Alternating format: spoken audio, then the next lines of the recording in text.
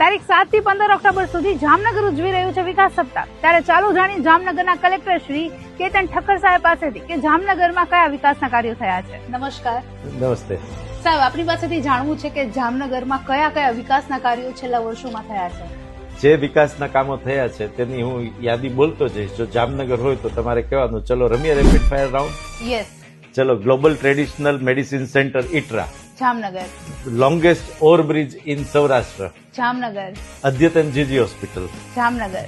ગ્રામ્ય કક્ષાએ સૌથી વધારે સુવિધા ધરાવતા CHC અને PHC, Jamnagar. Petroleum hub, Jamnagar. Brass city, આપણું જામનગર। સૌથી વધારે એક્સપોર્ટ કરતો જિલ્લો સમગ્ર દેશમાં, જામનગર। ભુજિયો કોઠો, જામનગર। જીઓ ટેગ વાળી બાંધણી, એ પણ આપણા જામનગરમાં। અને સૌથી વધારે જ્યાં માઇગ્રેટરી બર્ડ્સ આવે છે એવું આપણું પક્ષી અભયારણ્ય। ખીજડીયા પક્ષી અભયારણ્ય એ પણ જામનગરમાં।